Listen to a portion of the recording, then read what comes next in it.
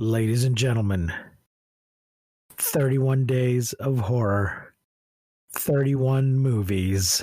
Here we are at the end. Welcome to Monster Movie Fun Time Go. Ow, I'm your host, Precious D, and with me is my co-host, Honeybee. Hey, y'all. Honeybee, we made it. We made it. You made it. Oh, my gosh. Precious D. I am like starting a slow clap for you right now. You really did 31 days. How do you feel? Exhausted? A little bit. Yeah. I would like to thank all of my special guest hosts that helped me out along this journey. Yes, thank you guys so much. I want to mention that for some reason that I have no idea of, our most listened episode was Scooby-Doo 2 Monsters Unleashed. Is that what it's called? I have no idea. That's hilarious. That was one of two that I did with.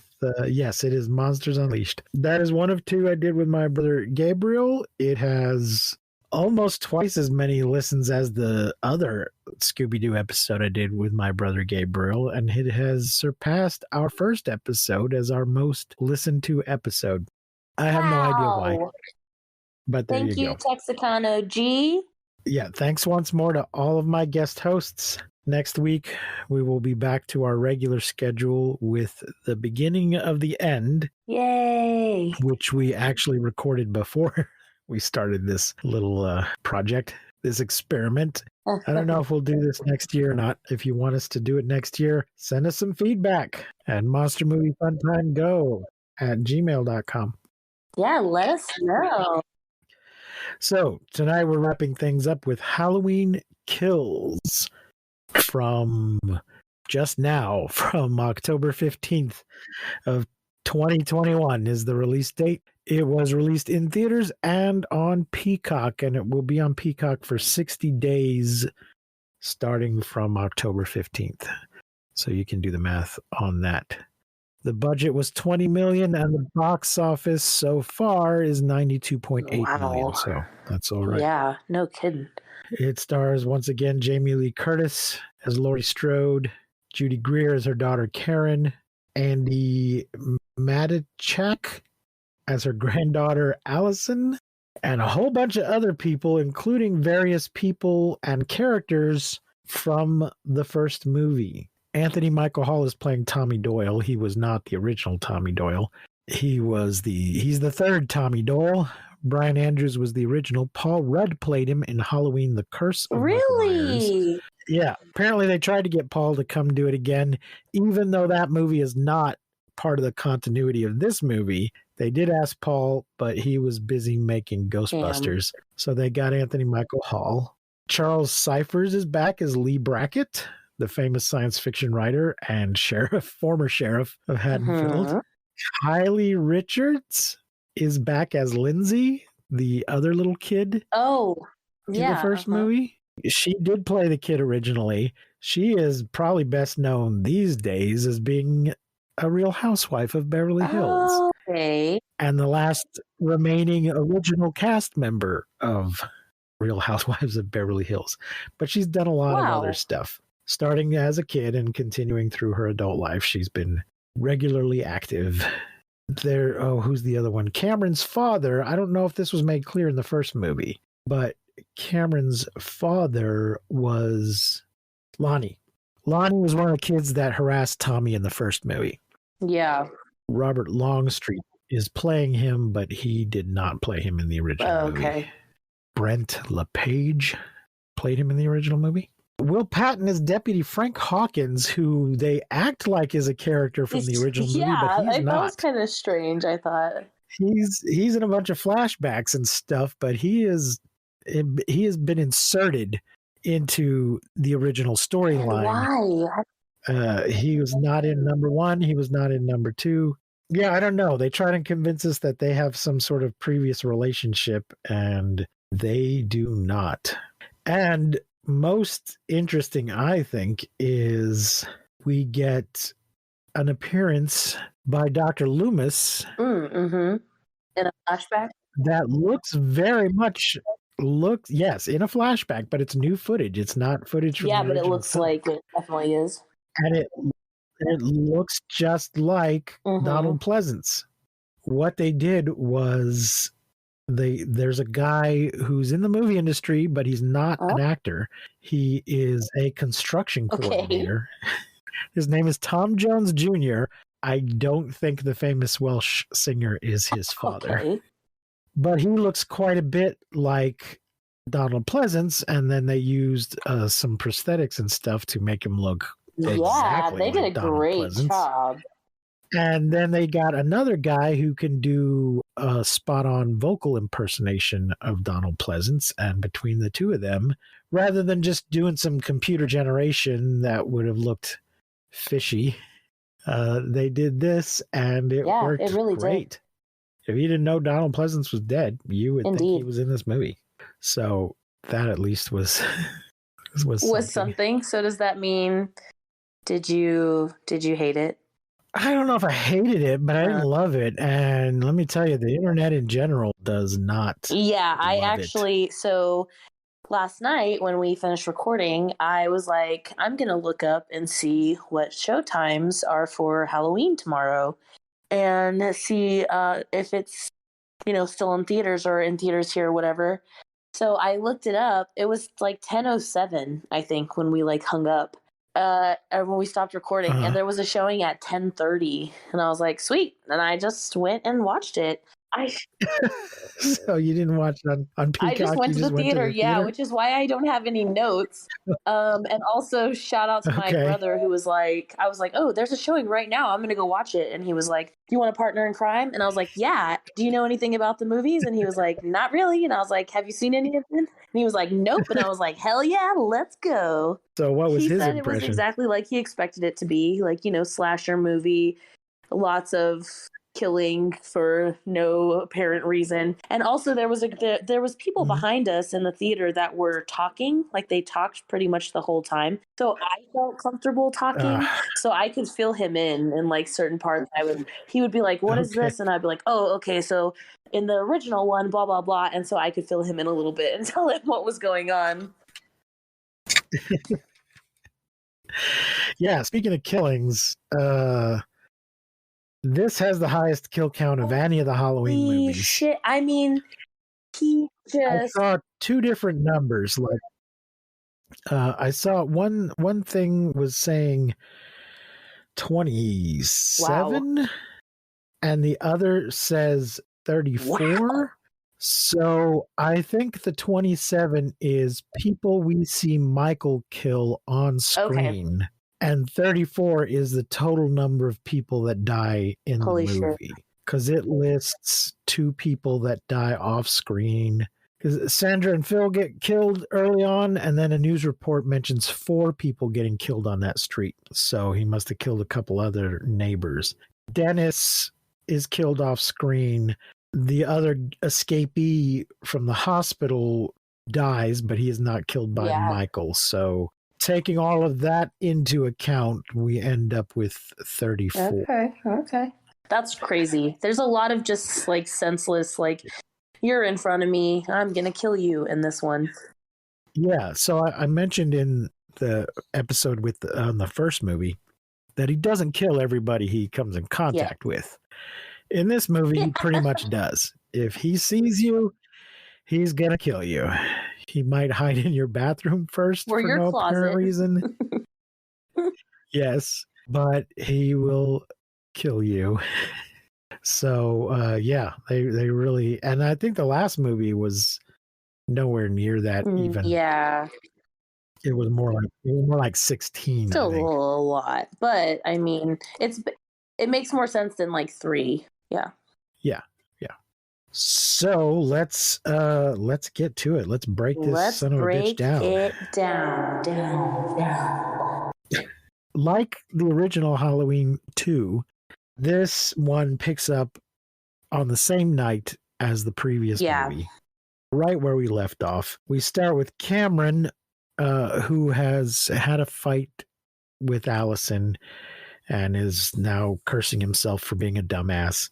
And he is in the park and he runs across the body of his friend Oscar, who, as soon as they had an argument and seemed kind of broken up, tried to hit on Allison.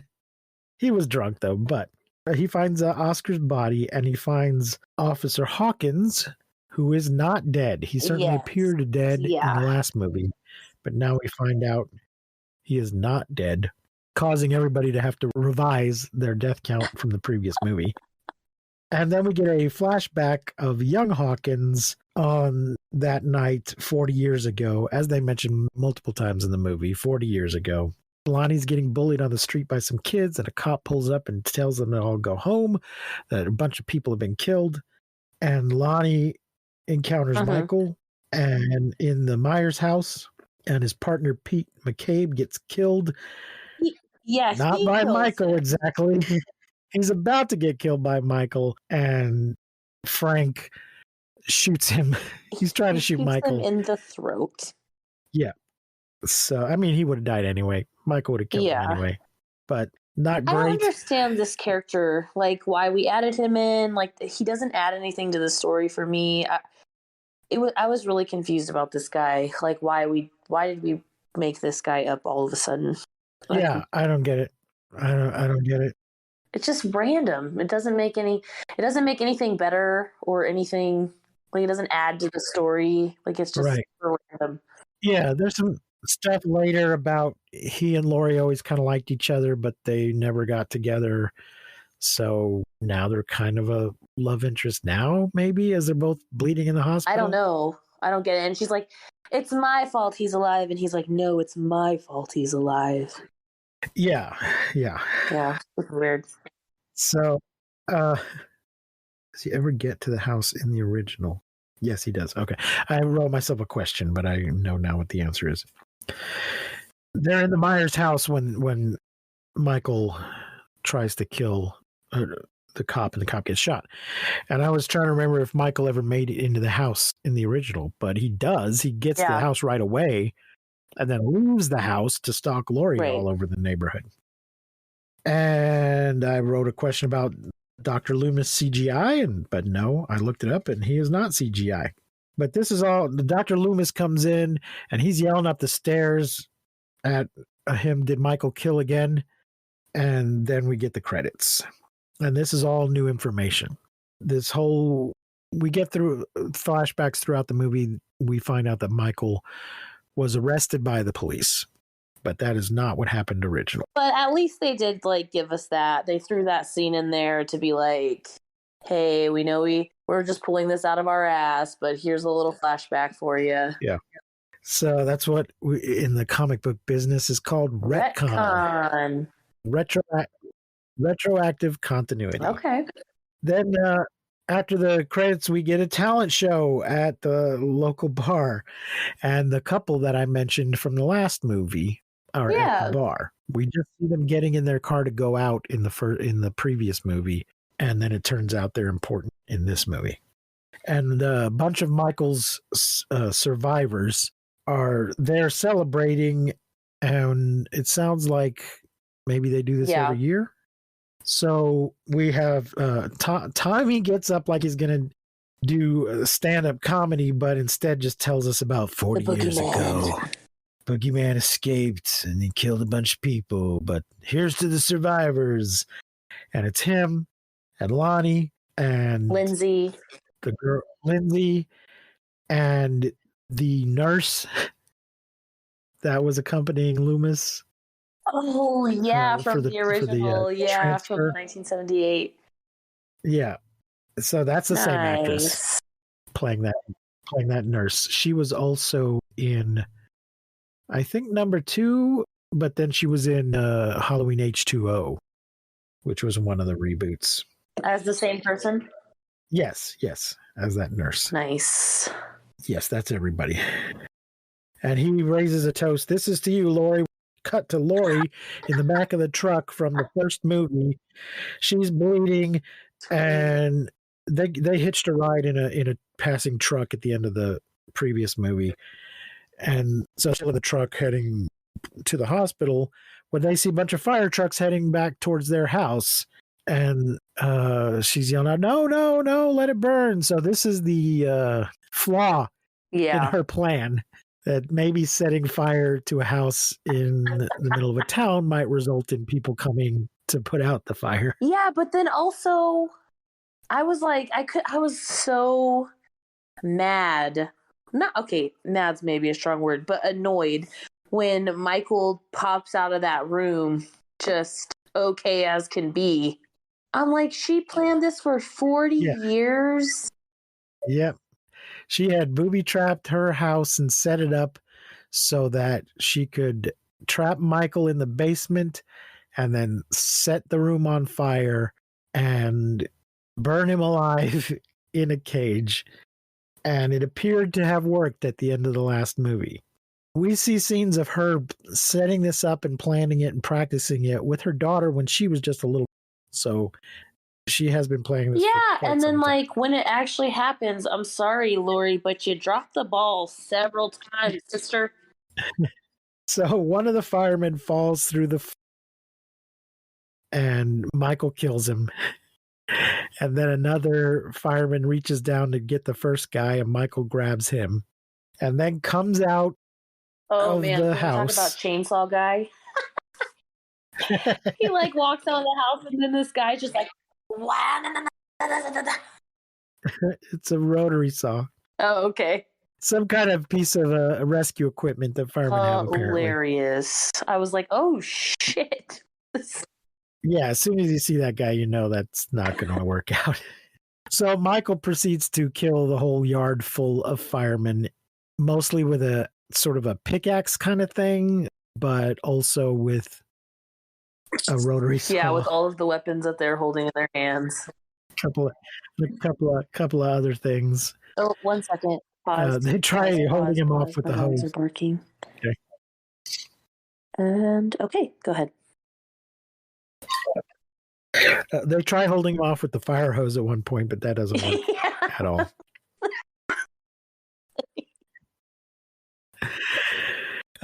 Cut back to the hospital, and we see Charles Cypher as Lee Brackett, the former sheriff who is now like hospital security. And he recognizes when Lori's being brought in, he recognizes her. And they're going to operate. Yeah, they have a great Grey's Anatomy moment here where she's like opened up and we get to see like her insides and then like sewing her belly button back. It's really cool. This operation seems to go pretty quickly. Yeah. She seems, because it seems to me like during the course of this whole movie, she should still be being operated on. So, but it seems to take like 15 minutes. Yeah, and as they're sewing her up, they're like, she's going to be fine. She's just going to be a little sore. Like, oh God, okay. Then we get to an old couple living somewhere near Lori's house, and the lady is playing with a drone in the kitchen. Yeah. Oh, this couple's funny. This is Sandra and Phil. And a guy playing Phil I've seen before, like as like a maybe somebody's brother-in-law on a sitcom. I was or thinking something. the same thing about the Sandra character. I was like, where do I know this girl from? I think she reminds me of a comedian, but I feel like I had seen her before. Probably. I mean, she looks like she's been around. So Michael comes in and she's messing with the drone, and it goes towards the bathroom and then sort of gets knocked down. And they're like, huh? What? Is somebody in there? Michael's hiding in their bathroom for no apparent reason. And this is when I wrote down, in original movie, Michael passes lots of people without killing them. Not anymore. He kills the lady with a fluorescent light bulb. Yeah. Wow. He mostly kills her. Then she has to sit there and bleed out as she watches him kill Phil by pinning him to the little kitchen island and sticking every knife that they own. He takes all the knives off of the little knife rack and sticks them all into Phil's back. Kind of like he's testing them to see which one has the best action. Oh God, it was brutal. It felt like to me like he was just like toying with her, like, oh gosh, that scene was was rough. Whew. But I kind of feel like he was testing the knives to see which one was best. Okay. And then we cut back to the bar where a guy is doing a ventriloquist act singing the song Shaving Cream. My favorite part of the movie. What? Why? Oh, I love that song. It's a great song. Oh. Are you not familiar with Shaving Cream?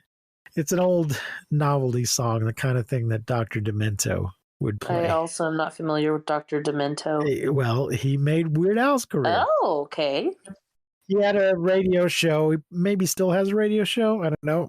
And he plays a lot of novelty songs, like the kind of thing Weird Al does, or Fish Heads, or They're Coming to Take Me Away. Haha. Yes, songs like that, and Camp Granada, and Shaving Cream. Okay. I will not sing it right now. I will just send you a link. Oh, come on. Give us a snippet. Just a snippet. Okay. I think I'll break off with my girlfriend. Her antics are queer, I'll admit. Each time I say, darling, I love you, she tells me that I'm full of shaving cream. Be nice and clean, shave every day, and you'll always feel keen. Yay! Woo! Bravissima!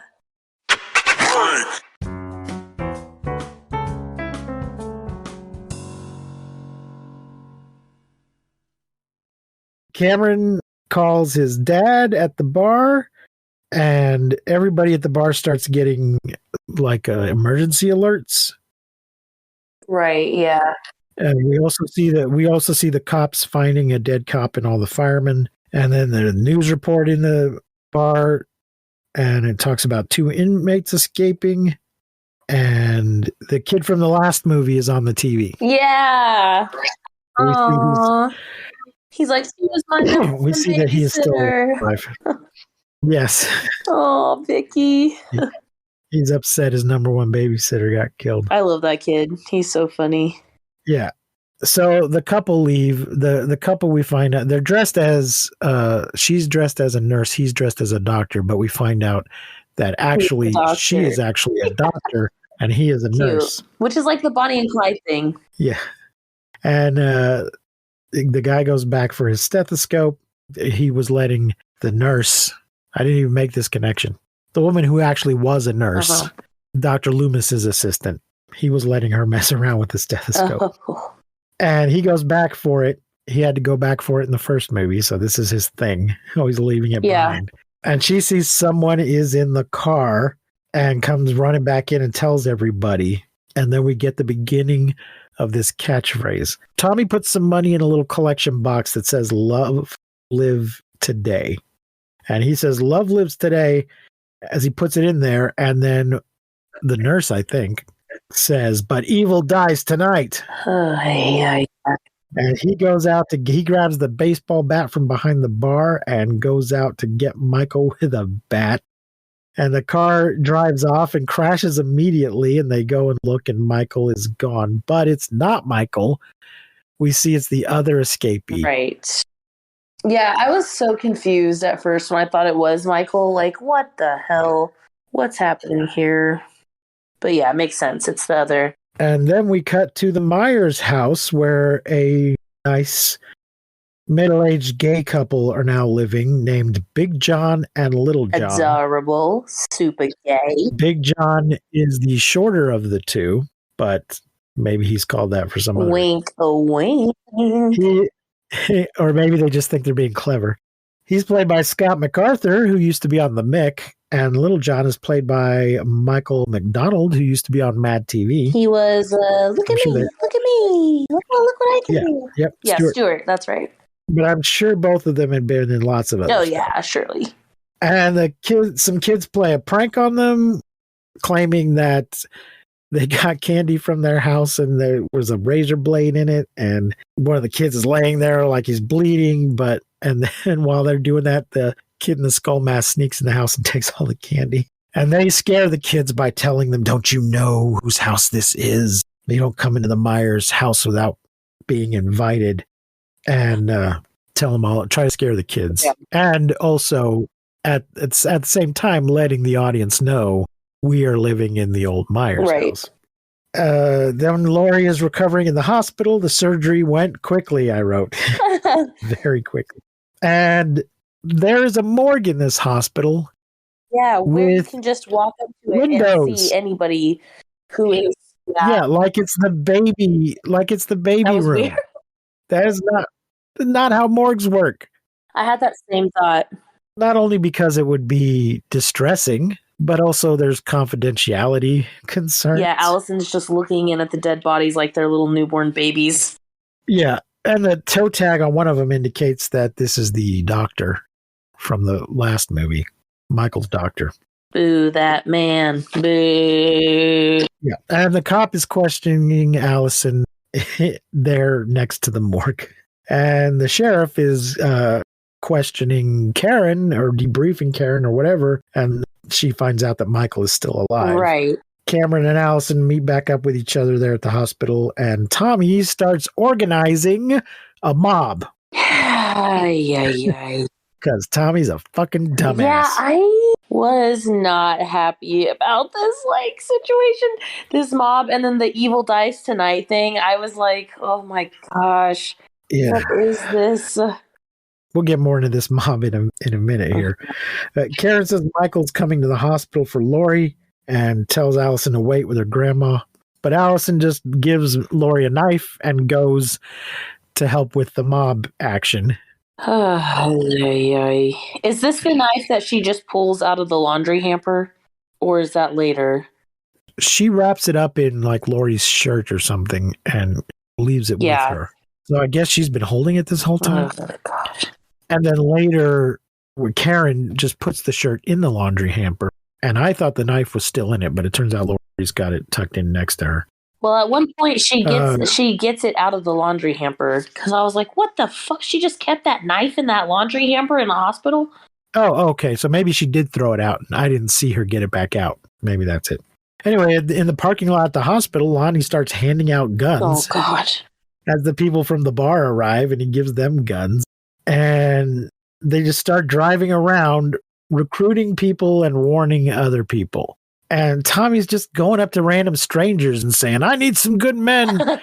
And just telling them a crazy guy escaped and we just all need to go kill him. It's stupid. Bad plan. Yeah. And then they see some kids in a park and Lindsay goes to warn them. And this is the same kids from earlier. I really love this little scene because I felt like the kids did such a good job. It was very realistic of them what is this guy doing? We're not freaking 3 years old. And he keeps trying to play hide and seek with us. Yeah, they're like, peekaboo, ah, ha, ha, ha. They're laughing. Yeah, and then she's like, oh shit, it's Michael. And also Dennis is not there. Yeah. They see Michael holding Dennis's mask. Yeah, his head. So when she tells them, I think that's why when she tells them to run that they actually do, since Michael's holding Dennis's mask. On the roof. Oh, I wrote on the roof. On the roof of the car. Here we get a moment that's sort of a little flash homage or reference. Yeah, a reference to a scene from the first movie where Michael's on the roof of the car trying to grab Marion by the hair. Mm-hmm. But this time she has a gun. Which, someone take the gun away from Marion. Yeah, she starts trying to shoot him through the roof. But then when she's face to face with Michael, she's out of bullets because she shot them all through the roof. Or the windows. She shot out the windows also. Yes, that's true. And the doctor accidentally shoots herself. Michael kicks the door open and hits her, and the gun spins around. She shoots herself in the head. Yeah. Whew. Lindsay gets away. And then back at the hospital, where's Allison? She left a note on the card. I don't know if she went to the gift shop first, but she left a note basically indicating I've gone off to join the mob to hunt for Michael. And that's where Karen throws out the shirt, which I guess has the knife in it. Yeah. I didn't remember Laurie fishing it back out later, and Frank is brought in. I guess it's too crowded for him to have his own room. Yeah. And then we kept back to Bonnie and the kids in the car, and he's telling Allison a story about her dad and how he used to buy drugs off of her dad. Yeah, he used to buy peyote. But yeah, peyote. At one time, her dad got so high that Lonnie never bought peyote again. And Tommy's on the road and he found Lindsay's car. Oh yeah, so they see Tommy in the road and he found Lindsay's car and they start searching. And we see that Michael has been doing the thing he likes to do where he poses people's bodies. So he's killed more kids, this time off screen. He killed a child in the last movie. This week I was watching some of the other ones I hadn't seen in a while. And through most of 4 and 5, he's trying to kill a child. He just doesn't succeed. Nice. I don't know where people got this idea that Michael doesn't kill children, but clearly he wants to kill children. And in these 2 movies, succeeds in doing so. Yeah. But he's posed these dead people on the merry-go-round. It's the doctor and the nurse, though, that he posed on the merry-go-round. Yes. And Marion... No, the kid's on there too, though, I think. Or at least his mask. Oh, yeah, yeah. And Marion is hanging from the swing. Mm-hmm. I mean, they find Lindsay. And then back at the hospital, Lori and Frank talk and establish this prior history that they did not have, or we have not seen. Annoying. At this point, Lori still thinks Michael's dead and is telling Frank, "We got him. I got him." Yeah. Brackett's at the hospital talking about his dead daughter and how 40 years ago I was busy telling my wife about that our daughter was dead, so I wasn't there to put a bullet in Michael's head like I should have. And the waiting room starts becoming more chaotic as victims' families come in and looking for them. Oscar's mother comes in, a couple of other people. And then the police put the hospital on lockdown. And then Tommy starts talking out of his ass. He's back at the hospital now. I guess they took Lindsay there to make sure she was okay. And we get this "Evil Dies Tonight" chant going and more chaos. 'Cause the police are trying to control stuff. And then Tommy's just like, "You did a shitty job 40 years ago and we're going to make this end tonight." And yeah, I was like, oh God, this feels very Trump rally-ish to me. And Tommy tells Lori what's up and that Michael's not dead, and it says, "You protected me when I was a kid, and now I'm going to protect you." And he goes, and Karen tries to calm things down. We failed. Let's let the authorities do it. But Lori gets up and shoots herself up full of something. Oh my gosh. Oh my gosh. Morphine or something. It makes the pain go away, sticks it in her butt, and then screams out in pain. Yeah, like it was intense. Like, holy shit. Oh. So yeah, she shoots herself in the butt with some kind of painkiller. Did she fill the needle herself? She did. I don't think it was just laying Nope. there. Okay, so most likely not the appropriate dose. Yeah. She's lucky she didn't just, have instant heart failure right there. She says, "Let him take my head as I take his." And I think this might be a reference to H2O. She cuts Michael's head off in H2O. Oh. And then in Halloween Resurrection, it turns out it wasn't his head. What? He had taken somebody else and ripped their tongue out or something and put the mask on them so that Lori thought it was him, but it wasn't. It was just some poor innocent schmuck. Wow. Yeah, Michael. Because that's the thing. They at the end of the movie, they try to do we want him to be dead. We want him to be absolutely, definitely dead. So we're going to cut his head off. And then in the next movie, they're like, "Psych, it wasn't his head. That other guy is definitely, definitely dead. But Michael is not." But I don't know that he cuts her head off. I think he maybe just throws her off or something. It's been a while. She dies at the beginning of that movie. What? And then we see that we get back to the Johns at the Myers house, eating honey and smoking a joint and watching the movie Minnie and Moskowitz. Oh, yeah. I looked up this movie. I'd never heard of it, but I was wondering if it was significant. Was it? Doesn't appear to be. No. But the guy says his name on screen, so I would look it up. Seymour Moskowitz. In the first movie, I believe they're watching The Thing. Yep, they are. Or the thing from outer space. which John Carpenter remade as The Thing, which is based on a short story, Who Goes There, by Williamson, I think. Anyway, so I thought maybe it had some significance. In Halloween 2, I think they're watching Night of the Living Dead, but they're probably watching Night of the Living Dead because that movie is in the public domain. Through a mistake. There was never a proper copyright notice on it when it was first released. So it was instantly, accidentally put into the public domain. Oh, shit. Good to know. Yes. So if you want people in your movie watching another horror movie and you don't want to spend a lot of money, you have them watch Night of the Living Dead. Heard. Anyway, there doesn't appear to be any significance that I could find to people watching Minnie and Moskowitz on Halloween, like you do. And knock, knock, knock. Somebody is at the door. And first they're at the back door, then they're at the front door. Big John gets a golf club. The back door is wide open. Someone's in the house. And Big John picks up a tiny little, cheese knife and says, I have this knife. And Little John picks up a bigger knife and says, I have this knife. And then we come back to the hospital where things are getting worse. And the other escapee is at the door and he's asking for help. But the mob just decides that it's Michael. Yeah, and I don't understand this because this man is 5 foot tall. Yeah, he's nowhere near Michael's size. He's still wearing his hospital gown. I don't know if they saw the name of the mental hospital on it or just the fact that some weird guy's banging at the door. Michael wouldn't be asking for help. Michael doesn't talk. But they decide it's him and evil dies tonight. And they start chanting and it's never good. When a mob is chanting something, that's not good. Even if the mob is chanting, we like ice cream, that's not good. Yeah. And then back at the house, the Johns are investigating upstairs. And Big John gets stabbed and his eye gouged out. And Little John says, Michael, you've come home. And then back at the hospital, the mob is now chasing that guy, but Karen's trying to tell them it's not him. And nobody's listening. Yeah, and at this point also, Lori has beat up an innocent person and busted her surgery open. Yeah, she seems to have opened up her wound.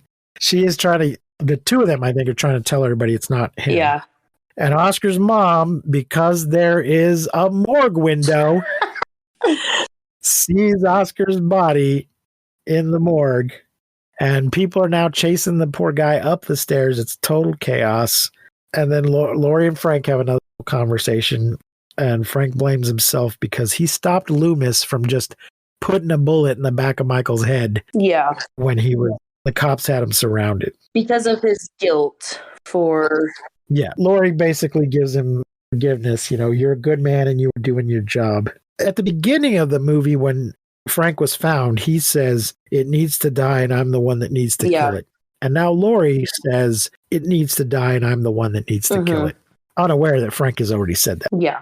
So Karen tries to help the poor guy and the mob is coming and they won't listen.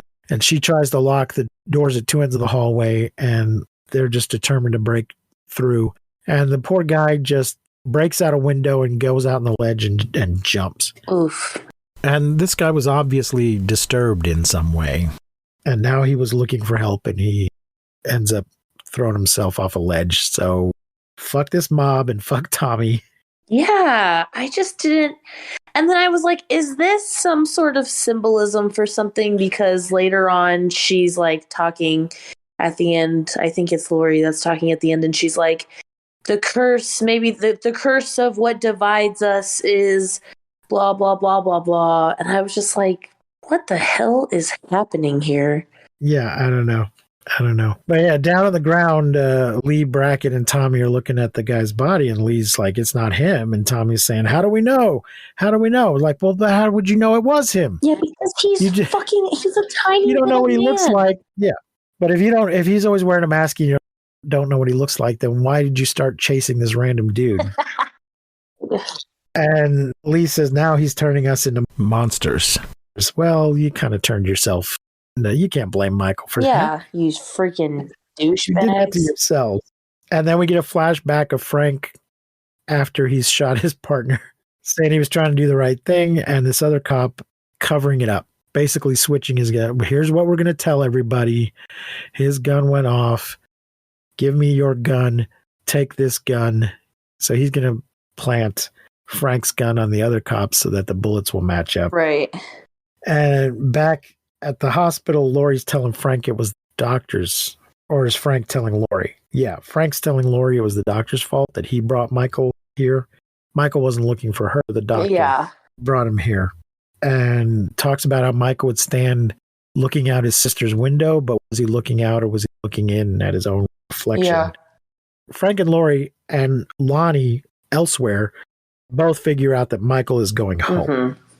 Yeah, which let's see, the kid's dad and Allison and the boyfriend, the kid, they all, when they go to the house, first of all, I really liked the dad. I thought he did a really good job in all of his acting, in all of his scenes. Like, I really believed, like, he was either scared or, like, when he's remembering something, I really believed. I thought he was a really great actor. But I'll tell you, the worst death for me in this movie, I mean, besides the woman having to watch her husband as she bleeds out, that was pretty gnarly. Yeah. But was this the boyfriend, was it Cameron? Yeah. Oh, God. His death was so brutal. I was like, no. It was pretty bad. It was so bad. I was really sad that the dad, I knew it was going to happen, but man, when with the whole Cameron death, I was like, holy shit, this is sickening.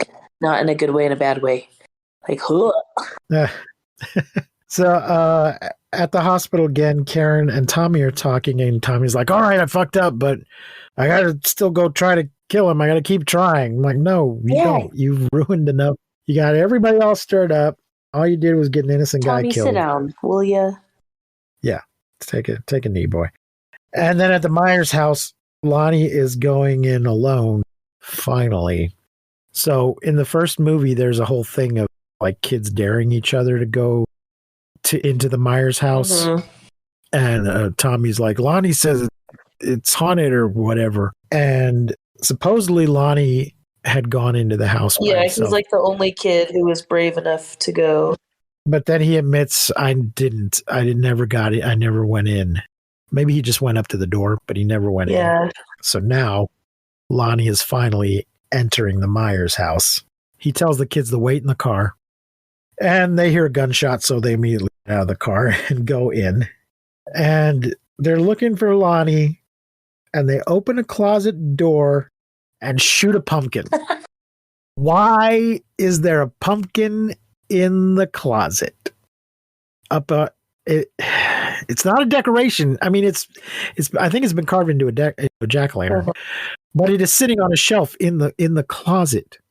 It's not like a plastic decoration that's been stored in the closet, and it wouldn't be in there anyway. They would have pulled it out for Halloween. Yeah, I felt like Michael put it in there to like scare them, just on spec, just in case somebody opens the closet. Yeah, like because it's like the shape of like a head or like a and something about a huge, gigantic squash bursting into a billion pieces after being shot is really satisfying for anyone. Well, Michael is always doing weird shit like that. Like, let me just stand in this closet for a while, just in case somebody. I need to gather my thoughts. Yeah, or just somebody at some point, someone will eventually open this closet. So let me just wait here. And today, I guess he was like, you know what? People are always expecting me to wait in the closet. Let me put a pumpkin in the closet. Yeah, so they'll think I'm in there. Yeah, so he's upstairs playing records, and he's posed bodies again. And I didn't notice this the first time, but I was watching some other video, and he appears to have posed them like a photograph. Yeah, like in the picture. Yeah, I saw that. And little John has a knife in his chest. We didn't see him get stabbed earlier. They cut away, and we just kind of heard a yell. Allison goes and pulls the knife out of his chest. But why? Right. Doesn't she have a gun at this point? He's already dead. Yeah. If he weren't dead, she should absolutely not pull it out, because that'll just make him bleed out. Right. But she doesn't seem to need I think she has her own gun. She doesn't need a weapon. I just thought it was weird. It was a really weird thing to do. That is really weird. And then and she and Cameron split up. Yeah. This page has a lot of why written on it. Why? Yeah. They split up. Why? And then Cameron finds his dad has been shoved up into the attic. They have one of those attics with a little pull down stairway, and blood drips down. Cameron's looking around and some blood drips on him, and he looks up and his dad's been kind of halfway shoved into the attic. Again, why? Why go to that trouble to put him up there? Because it's scary. I wrote Cameron killed, and then I crossed it out stabbed because he's not dead yet. Allison falls down the stairs. Cameron gets like shoved through the railing and is being bashed around. And Allison's yelling, "Come get me, motherfucker!" And then Cameron, as he's coming down the stairs, Cameron's still kind of alive, but then he gives him a neck twist. And goes down to get Allison, and she's yelling at him, "Do it! Do it!" And then Karen comes running in and stabs Michael in the back with a pitchfork. With a pitchfork? Like, where the fuck did you get a...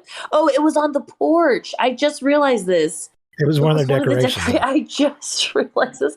When it happened, I was like, what the fuck? But now that I'm thinking about it, even the guy, I guess it was Big John, when he's on the porch, he actually makes it he touches the pitchfork, like he taps it a few times. That's so funny that I'm just now realizing that. You know what? I didn't even think about it. I was just like, yeah, sure. She stabs him in the back of the pitchfork. I didn't even think about where you weren't even like, why the fuck does she have a pitchfork? No, it's 2018. I wasn't. But as I said, I was watching some of the other movies, and Michael in number 5 stabs somebody in the back, someone else in the back with a pitchfork. Well, what year was it? That is actually in a barn. Yeah, that makes sense.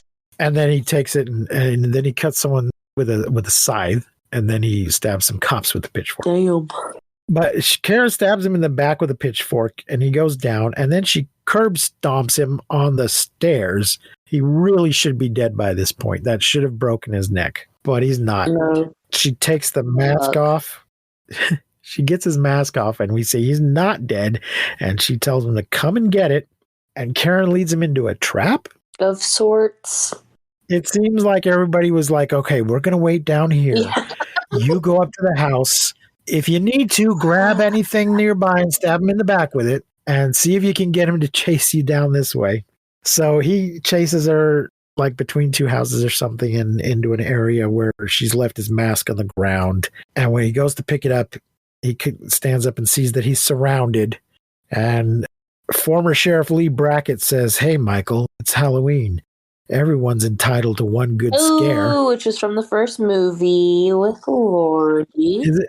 Who said that in the first movie? He said it.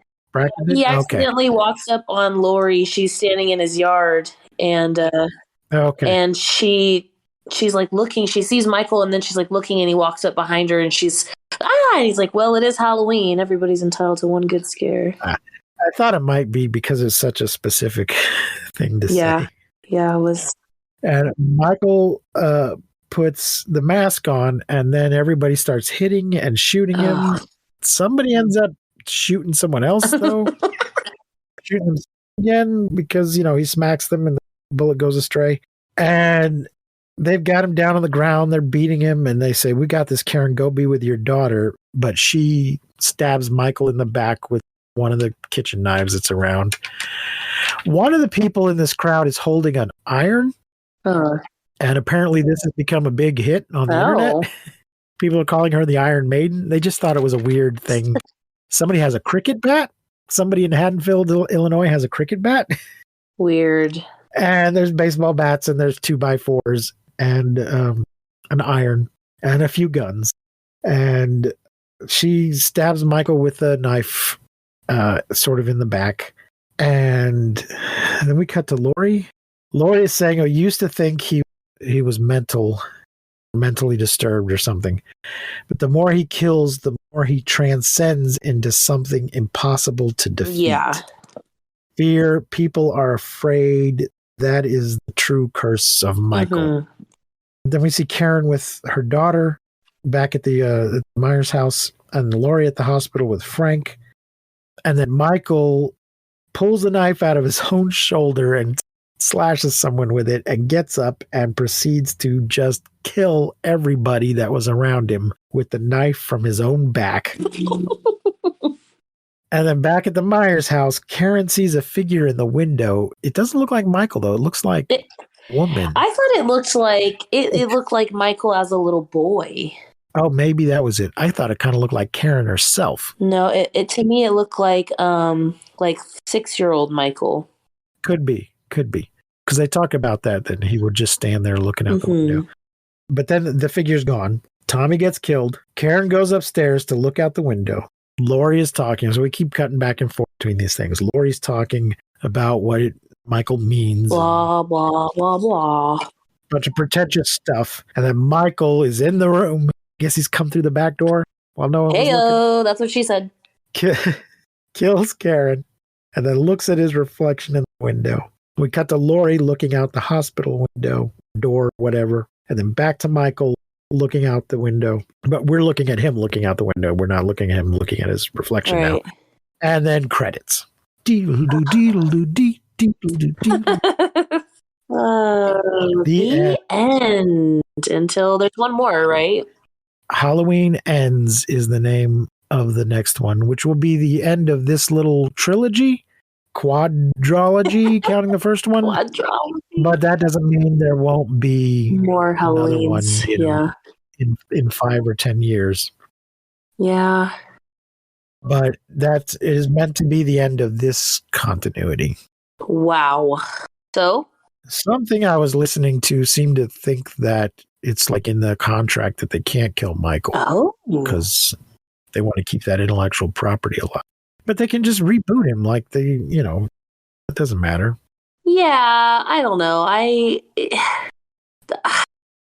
What did you think about this movie? I thought it wasn't as good as the last one. I really liked how they trapped him and killed him in the last one. I mean, this is definitely the middle of a trilogy, so it's just wide open. Yeah. He's still alive. I thought it was a bit excessive, rough to bring back all those old characters and just kill them all. Yeah. Oh, gosh, that was rough. I definitely did not like it as much as the last one. Yeah, I agree. I totally didn't like it as much as the last one. I thought there was some cool stuff in it, but yeah, I was kind of like lame on most parts. I'm not sure I really give a shit about Michael Myers in general. Yeah. Like in a vampire movie, you might be interested in the vampire or care about the vampire. Mm-hmm. But in a zombie movie, you're not interested in zombies. You're interested in the people that are fighting the zombies. The zombies themselves are not interesting in any way. Uh-huh. And to me, Michael's kind of like that. That you got to be interested in the people that are dealing with that Michael. Makes sense. But Michael himself is not terribly interesting because there's just nothing there.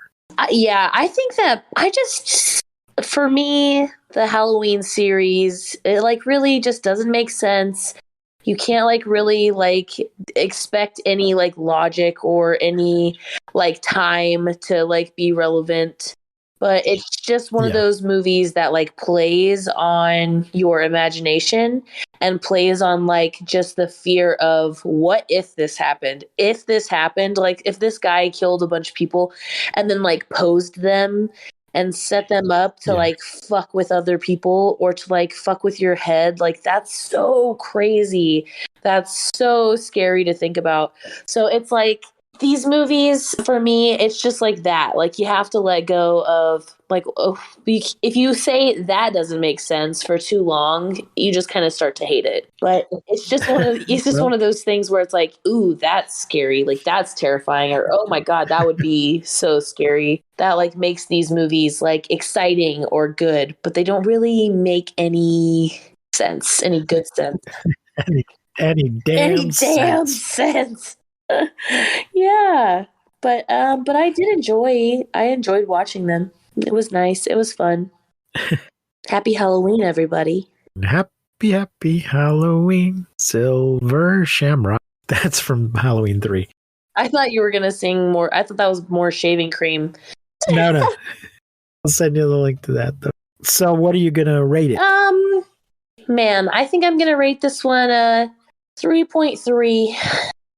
I think I'm going to give it a 2.5. Nice. Yeah, I'm being a little generous there, but I'm going to say a 3.3. So there you go, folks. There you go, folks. Wow. That is it for 31 Days of Horror 2021. Holy shit. Have a happy Halloween. Be safe. We will be back with a regular episode on Friday, the beginning of the end. Where did we watch that? Is it on YouTube? I honestly can't remember. It was so long ago. It feels like forever ago. I think it was available on YouTube, probably unofficially. You can email us, monstermoviefuntimego@gmail.com. You can leave us a voice message at anchor.fm/mmftg. Please rate and review us on iTunes or any other podcast platforms that allow you to rate and review things. Tell all your friends. Anything else you want to say, Honeybee? No, I don't think so. I love you guys. I'm so grateful for you guys. We loved all of the guests. Thank you so much. Happy Halloween. Can't wait to bring you more monster movie fun times. Okay, then. We will not see you, but you will hear us next time on Monster Movie Fun Time Go. Oh, yeah. Deedle-doo, deedle-doo, dee.